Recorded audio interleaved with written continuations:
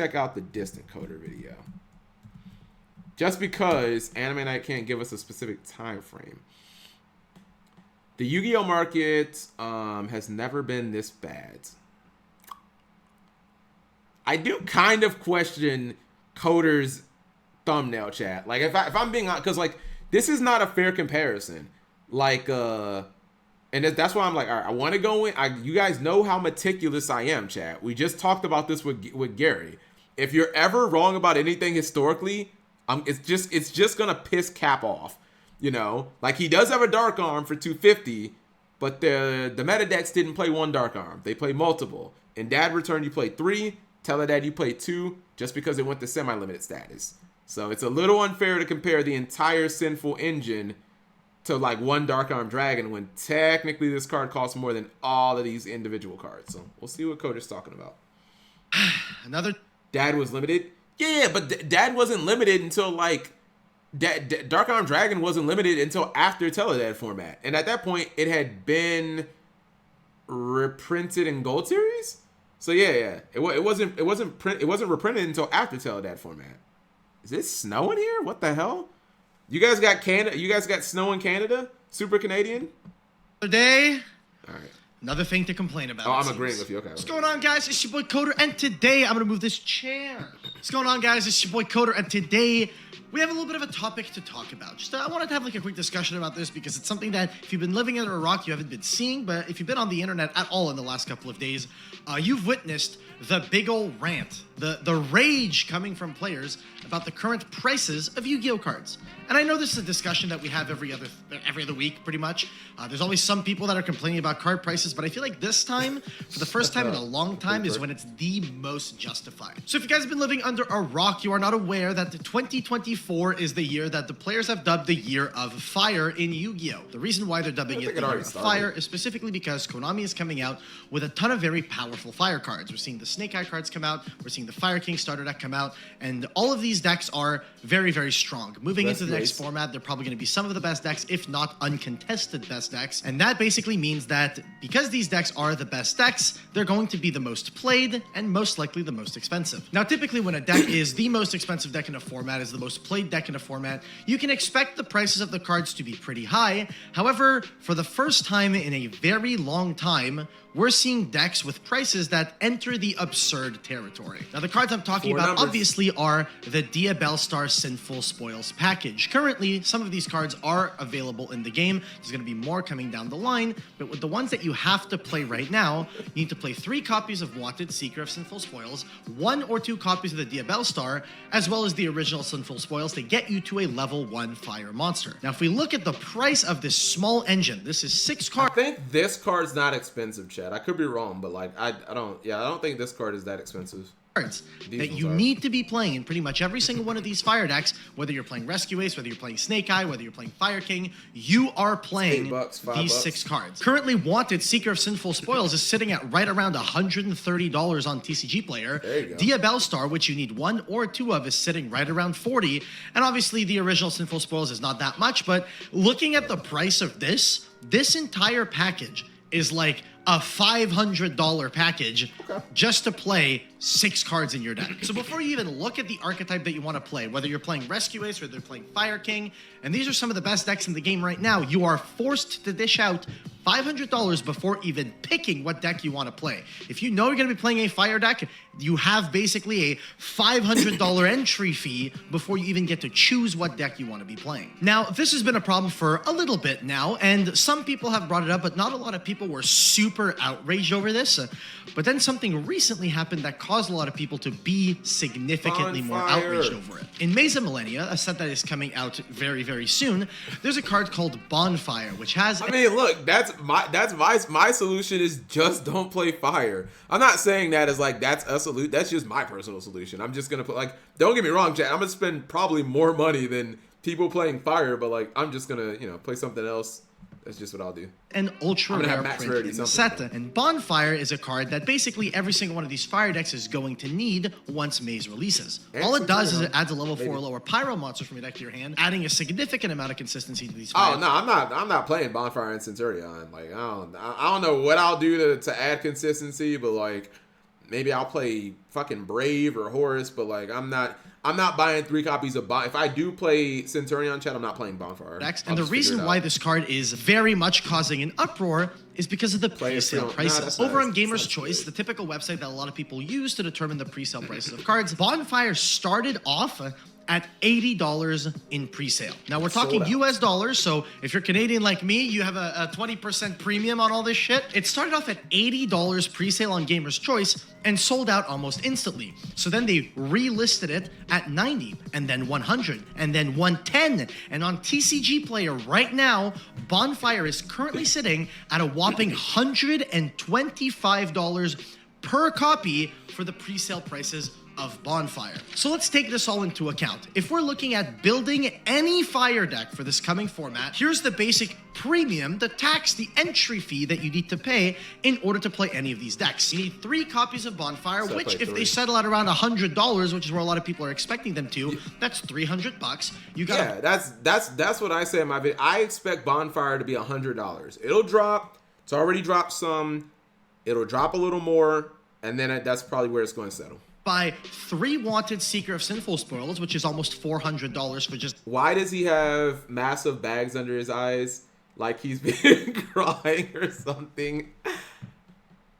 I don't think Coder has bags under his eyes, but his eyes are like suspiciously like black around his eyes. Like a little bit of a raccoon. Coke. I mean, I'm not speculating. You guys speculate. It is. I don't know. I don't know what's going on. Yes, 30 mental illnesses. There's that playset. Then you have to get 1 or 2 Diabell Star, which are $40 a pop. You're looking at right around $700 to $800 just to get these cards that you need in any fire deck you'll be playing in the upcoming format. Now, add on top of that the price of SP Little Knight, arguably the best extra deck card that pretty much every single deck in the game needs to be playing right now to compete, which is sitting at right around $110, $120. We're literally looking at $800, $900, maybe even $1,000 just to get the essential base cards that you need in order to be playing any of the best decks in the upcoming format. Now, I don't need to tell you why that's a little bit ridiculous. $1,000 for essentially like 9 cards, and that's without considering that you need to get 14 other extra deck cards and that you haven't even selected the archetype you want to play yet. You just know you want to play Fire because Fire is getting a lot of support, so clearly Fire is going to be a really good deck. Except for Infernoid. Sorry, Decatron enjoyers. So let's break this down and talk about why this is a massive problem. This isn't an issue that you see very often happening in the OCG, and a lot of people compare this to other card games like Pokemon. Does Pokemon have issues like this with cards? Not really. Does Magic the Gathering have issues like this with cards? Not really. So why does this happen so often in Yu-Gi-Oh? And the reason why is very simple.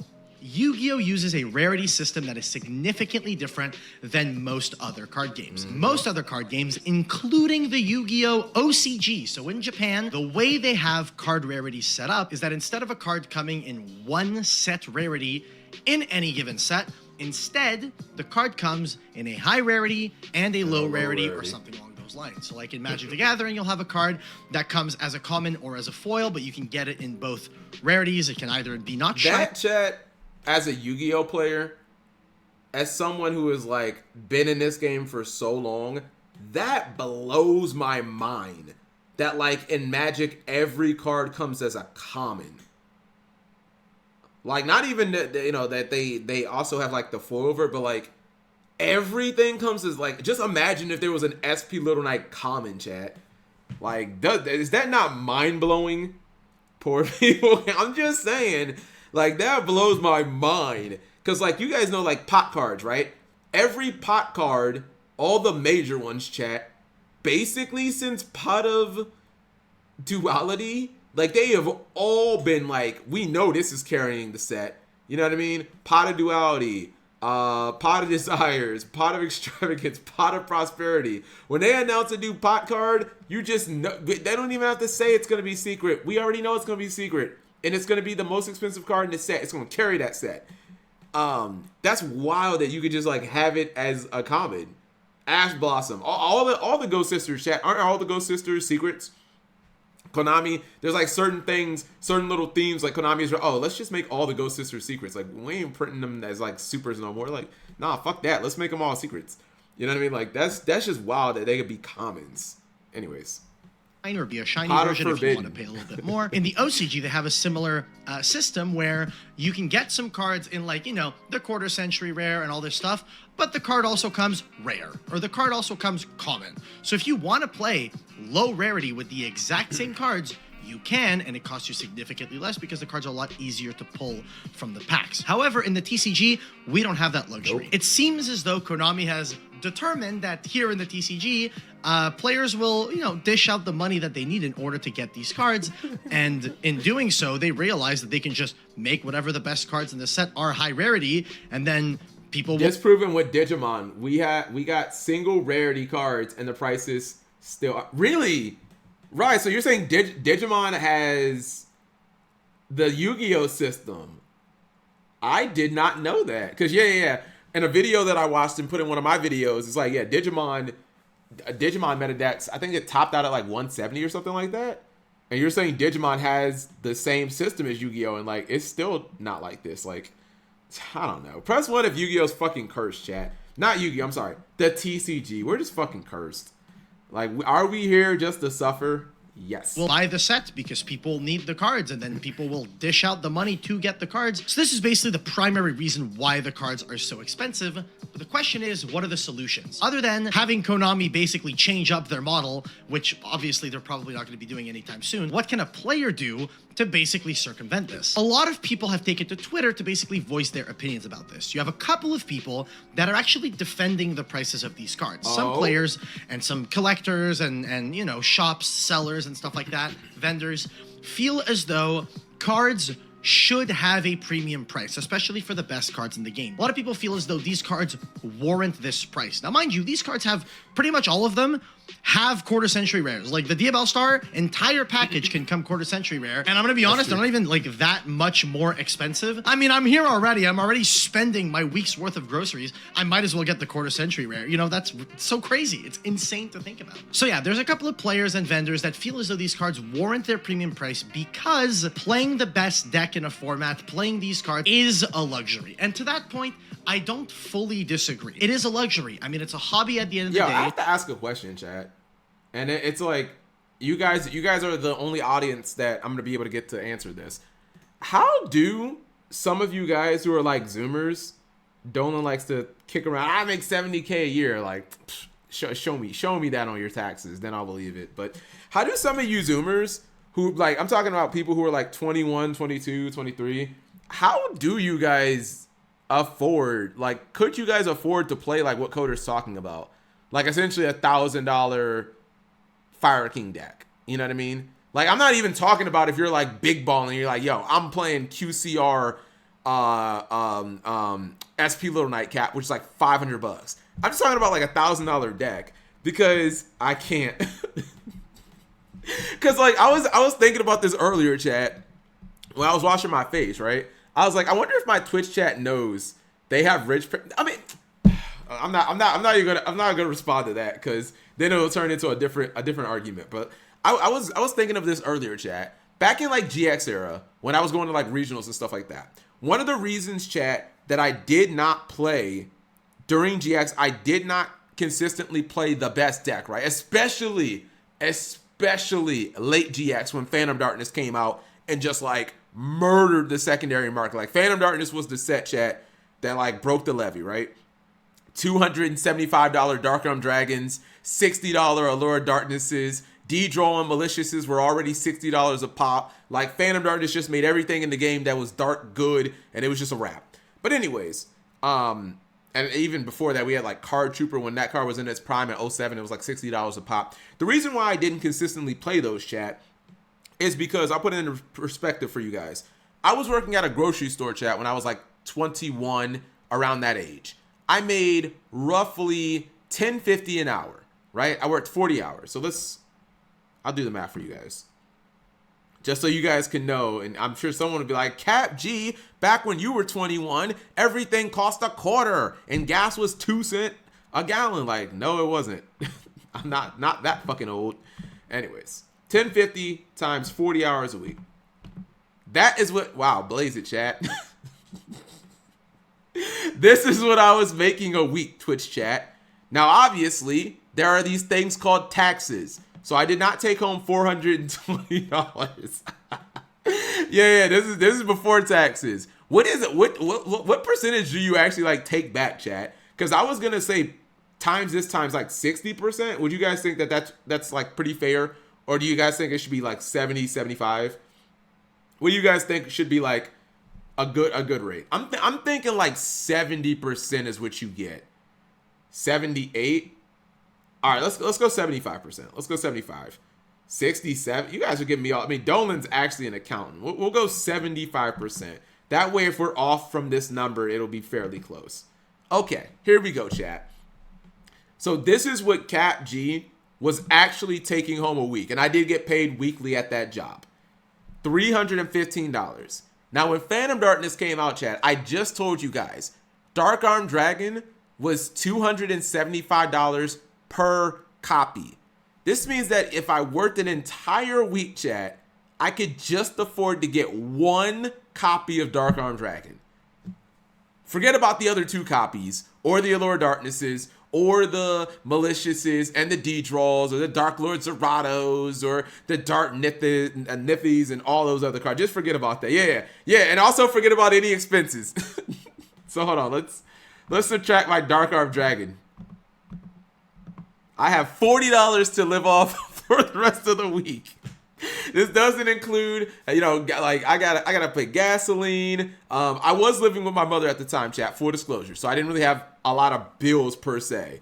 But this is like, gasoline, food. If I wanted to have any semblance of a social life, you know what I mean? Go out on a date with Karen. It's not like she was paying. You know what I mean? So like, this is the reason why, chat. For like a long time, I did not it really wasn't until Blackwing that I played a high tier meta deck, chat. And do you guys want to know why Blackwing was like the first one? And I thought about it and I was like, that was so weird. I was like, I think Konami TCG actually made a mistake, which it was Upper Deck at the time. Yeah. The reason why, chat, is because Blackwing was cheap. And I think it was almost by accident. Because if you look at Lightsworn, chat, go look up Light of Destruction, chat. And go look up the rarity of Lightsworn. Lila, ultra rare. Celestial, ultra rare. Solely Recharge, ultra rare. Judgment Dragon, secret rare. Everything in Lightsworn was like high rare. Charge of the Light Brigade when it came out in Duelist Genesis, secret rare. You know what I mean? Like everything in Lightsworn was high rarity. Blackwing wasn't like that, chat. The only like high rarity cards in Blackwing were the Synchros. And when Blackwing first came out, like even the first couple sets, Crimson Crisis, Raging Battle, it was just Armor. Armor Master was like the only high rarity card you actually needed. It was an ultra rare. It was like $30, but like Kalut, common, Gale, rare, Shura, like a super Sirocco, common, Black Whirlwind, common. Like I think Upper Deck, chat, didn't know the gold mine that they were sitting on. Wasn't Vayu Vayu was an ultra rare. Vayu was expensive, Revolver. I want to say Vayu was an ultra and ultimate, and I want to say that card was like $60 when it came out. But it wasn't that was in Blackwing's third wave of support. Like before Blackwing was already a tier 1 deck before that. Like as soon as it got Whirlwind and Kalut, it was a wrap. You know what I mean? So like the entire Blackwing deck, chat, outside of if you took away the Armor Masters, it was like $10 because everything was like common. And then the you need 2 Armor Masters, which was like $60. So like, yeah, I played Blackwing because it was like, yo, you could basically pay like $200, chat, including like a Dark Arm Dragon, some of your extra deck staples like Brio and Goyo. Like you could build like an entire Blackwing deck for like under $200, as opposed to one Dark Arm Dragon, which was, $275. So I just wanted to go on a little like rant, chat, about like why I never played a lot of those expensive decks during GX era. It's like, bro, I don't even understand how people were getting them, Chaz. Like, I didn't have the money.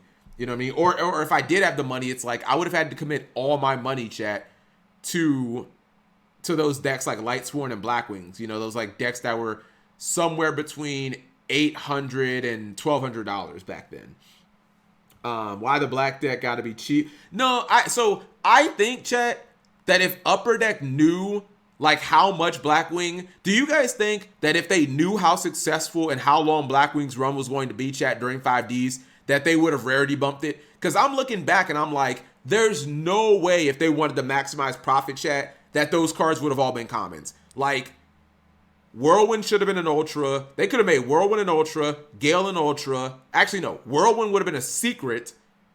Gale would have been a secret. Kalute would have been an Ultra. And probably Shura would have been an Ultra. Like 100% check. Like Gale and Whirlwind would 100% would have been secret rares. And then I think Kalute would have also been, or Kalute would have been an Ultra. There's no way they would have released them fucking cards as commons, chat. No way possible. They would have released them as commons. Especially like how Blackwing wasn't good for like a format. It was good for, I mean, you know, you guys talk about Edison format. Blackwing was good for a long ass time. Anyways, let's see.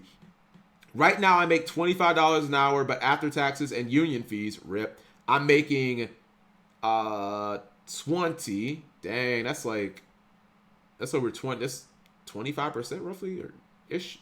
Maybe my math's wrong. And there are things like bills, food, gasoline. For context, to be in a 22% tax bracket, you're making 44 through 95K a year. This is a nice little sweet spot. Although that's still kind of high, man. I just... Oh, wait. Did I... No. Oh, no. What did I just do? Oh, no. I'm sorry, chat. I just closed you. How did I do that? Oh, man. I'm trolling. All right, here. I'm going to bring back up Twitch. I'm sorry, chat. All right. Let's mute this right quick. I apologize. We're gonna have some streamception for a second. Also, don't look at my my homepage on Twitch. Fuck CapCap. Also, don't look at my my homepage on Twitch. It's not even like a delay. Movie time. Let's pop that out. Close that. My bad. I wasn't trying to kick you guys out. If you guys did want to watch a movie, because we haven't really talked about movies, because I guess I've been a little inconsistent, but you know, things happen. I'll say this. I'm gonna say this, chat. You know whose fault it is that the stream has been inconsistent over the past week or so? It's your fault, Twitch chat. You guys are the ones who told me for an entire year, make up with your brother, make up with your brother. And then look what happened. You guys almost missed 2 streams in a week, or 2 streams back to back. What if I would have been like, hell yeah, Ramsey, let's go to the Chiefs games. You guys would have missed another week of stream. So technically, it's your fault. You guys wanted me to make up with my family. Now guess who wants all my time? My family. So there you guys go. There you guys go, chat. You should have just been like, never make up with your brother. Die without talking to him again. And then, you know, would have been all my time for the stream. There you guys go. It's well, for most... Let's watch Barbie. I'd be down to watch Barbie. People, it's not their job. Oops. Oh, it's quick. Okay, I think we should start watching this now, chat. I get the gist of it. I mean, it's kind of what Coder's talking about is a lot of what I'm going to talk about. It seems like a lot of people are going to kind of make... Hold on, there's one thing.